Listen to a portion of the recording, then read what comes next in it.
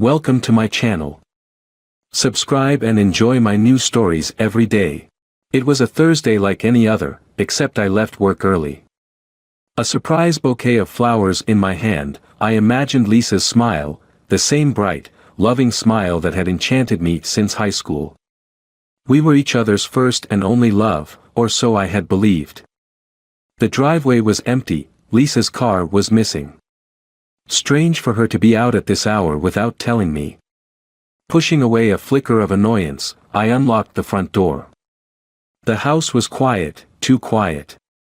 Lisa loved playing her indie folk playlists almost religiously every evening.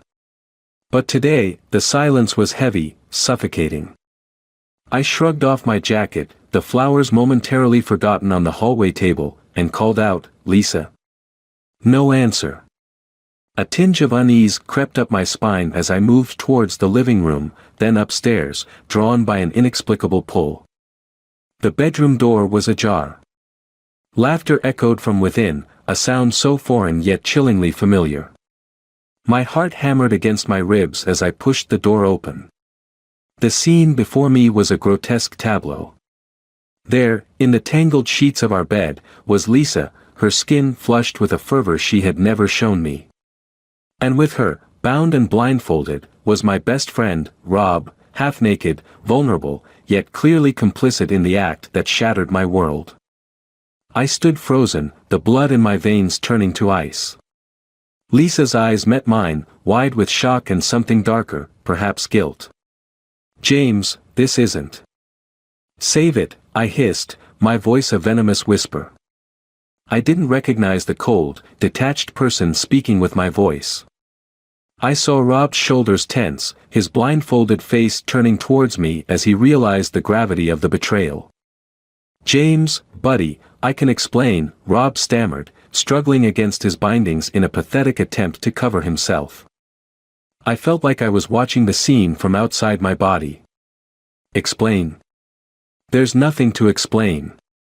The flowers, once symbols of love, now seemed like a cruel joke. I tossed them at Lisa, who flinched as the petals scattered like accusations across the floor. Without another word, I stormed out of the room, my mind a whirlwind of betrayal and fury. The next hours were a blur. I packed Lisa's belongings, throwing them haphazardly into bags and boxes. When she tried to speak, to plead her case, I was deaf to her cries. By the time the sun set, I had removed every trace of her from the house. The finality of my actions hid as I watched her drive away, her tear-streaked face a mask of sorrow and regret. Rob had slinked away earlier, his apologies empty and futile. Now, alone in the echoing emptiness of the house we had shared, the rage began to simmer into something darker, a need for retribution. Lisa and Rob had not just betrayed my trust, they had lit a fire of revenge that would not be easily extinguished. I sat in the dark, the shadows of the room whispering dark plans. Lisa had been my world, my only love, and she had deceived me. Rob had been like a brother, and he had stabbed me in the back. There would be consequences. My love had turned to ash, and from those ashes, a new resolve was born. They thought it was over, but it was just the beginning. The next morning dawned bleak and gray, mirroring the storm brewing within me. The house felt cavernous, haunted by the ghost of yesterday's revelations.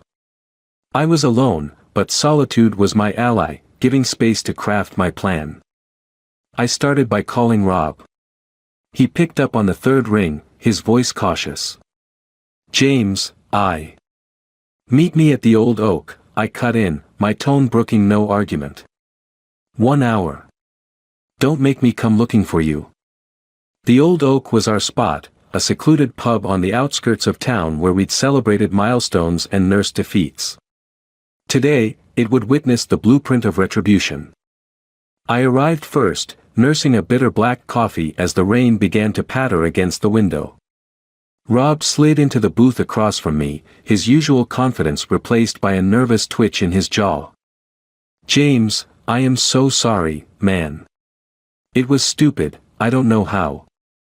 "Stop," I snapped, my voice low and dangerous. "I'm not here to listen to your excuses. I want information. How long, Rob? How long have you and Lisa been making a fool of me? Rob's eyes darted away, shame coloring his cheeks. 6 months, he muttered. It started at Michelle's party. I was drunk, and one thing led to. Enough, I interjected, feeling bile rise in my throat. You're going to help me, Rob. You owe me that much. His eyes widened. Help you? How? You're going to tell me everything. Every lie, every rendezvous. And then, you're going to help me make it right. Rob swallowed hard, nodding slowly. Okay. Whatever you need, James. We spent the next hour dissecting their deceit, each revelation a blade twisting in my gut. But this was necessary, knowing was the first step to moving past this. As we talked, a plan began to form, a way to expose their betrayal to everyone who mattered. Rob, caught in his own guilt, agreed to everything. Little did he know, his role in my plan was far from over. Leaving the pub, the rain had stopped, but the storm inside me raged fiercer than ever. I drove to the city, to a nondescript building that housed the office of a private investigator I knew from my work in legal circles. James, the PI, a grizzled man named Carl, greeted me. What brings you here? I need evidence.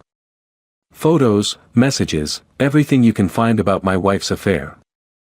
Carl raised an eyebrow but nodded. I'll need names, dates, whatever you've got. I provided everything, feeling each word etch deeper lines of resolve into my plan. Carl assured me he'd have something within the week. As I left, a cold satisfaction settled over me. Lisa and Rob thought their secret was safe, but soon, very soon, they would learn the true cost of their deception. Driving back, the skies cleared, but the darkness in me had settled, a constant companion. I was no longer just a betrayed husband, I was a man on a mission, a harbinger of justice. And this was only the beginning. A week of silence crawled by, each day stretching longer than the last. I immersed myself in my work, barely noticing the hours slipping past, my mind always circling back to the impending storm I was orchestrating. Finally, Carl called. James, you better come down here. I've got what you need. The drive to his office was tense, my grip on the steering wheel white-knuckled. When I arrived, Carl ushered me into his cluttered office, the walls lined with monitors displaying various feeds. He handed me an envelope. You were right about them, he said, his tone grim. Inside the envelope were photographs and printed text messages, damning evidence of Lisa and Rob's deceit. The images were a visual stab, seeing them together, laughing, touching, as if I had never existed. Good work, I managed to say, my voice steady despite the turmoil inside. There's more, Carl continued, pulling up a series of emails on his computer. Seems they were planning to leave town together. Look at these bookings for a getaway next weekend. The new information was a blow I hadn't anticipated. Thanks, Carl. I'll take it from here. My mind was already racing with the possibilities of how to use this new ammunition. The drive home was a blur, my thoughts chaotic. By the time I parked in my driveway, the plan had taken shape. I would confront them, but not alone. I wanted their betrayal to be public, their shame as deep as my pain. I organized a gathering under the guise of a belated birthday party for myself, inviting our closest friends and family. The perfect stage for my revelation. The evening of the party arrived swiftly. The house filled with guests, laughter, and music, a stark contrast to the hollow ache in my chest. Lisa and Rob, unaware of the impending storm, mingled with smiles plastered on their faces. As the room buzzed with conversation, I clinked my glass, calling for attention. Thank you, everyone, for being here tonight. I have something important to share. The room quieted, all eyes on me. I nodded to a friend who manned the AV setup. The lights dimmed, and the first image flashed on the screen, a picture of Lisa and Rob, intimately close at a restaurant they thought I didn't know about. Murmurs rippled through the room as the slides continued, each one another nail in the coffin of their secret. Lisa's face drained of color, her eyes wide with horror. Rob stood frozen, his gaze locked on the floor. "James, what is this?" Lisa's voice was barely a whisper, trembling. "This," I said, my voice resonant, carrying over the shocked whispers, "is the truth. The truth about my wife and my best friend."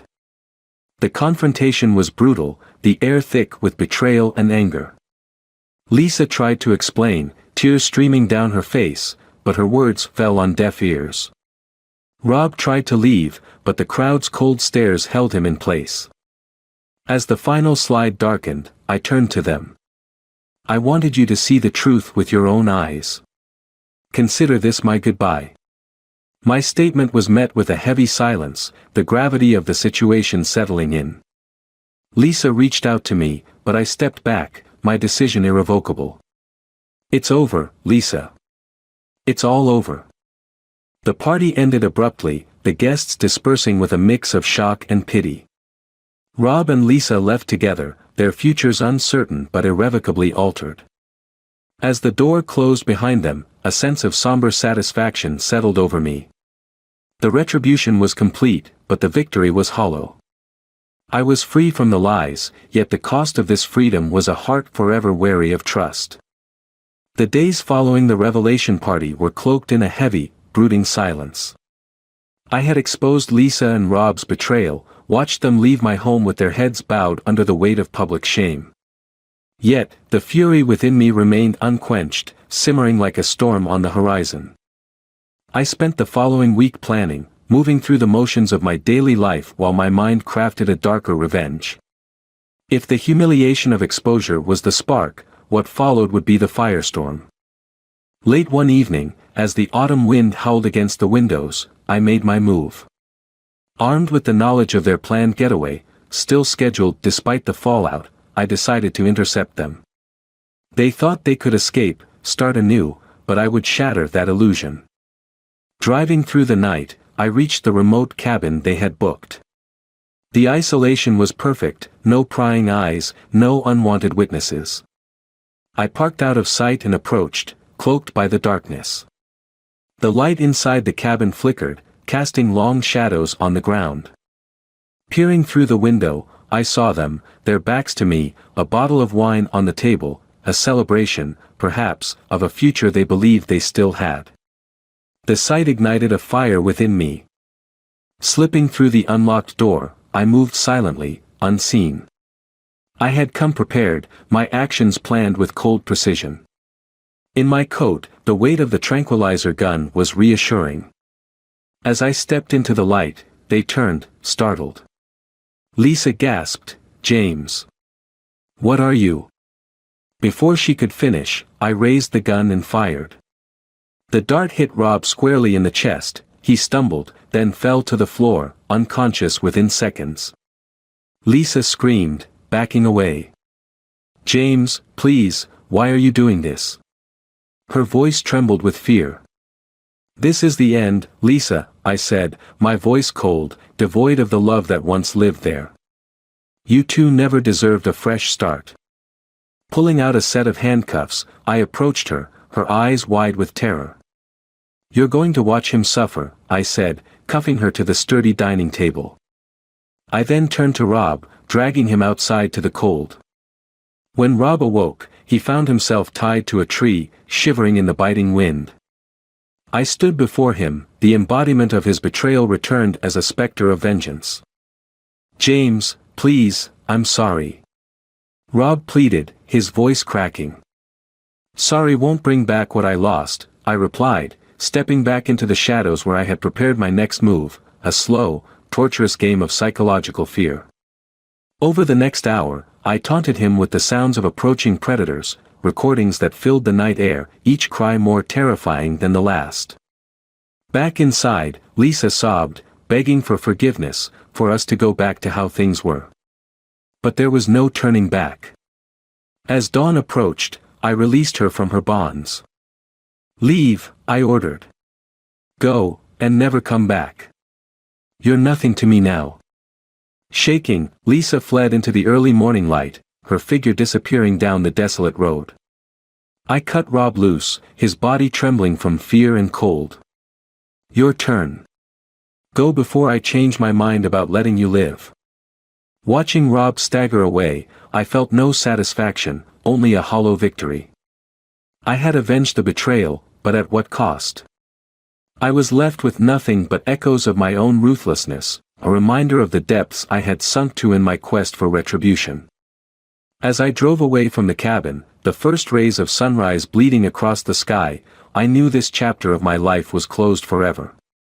There would be no returning to the person I was before. I had embraced the darkness fully, and it had changed me, irrevocably.